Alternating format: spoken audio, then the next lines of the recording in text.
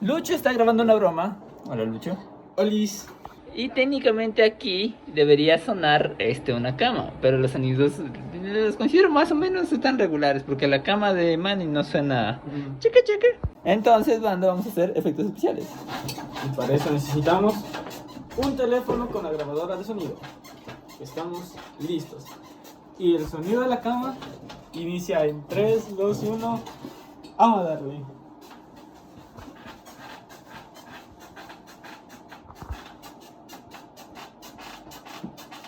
Suficiente por ahora.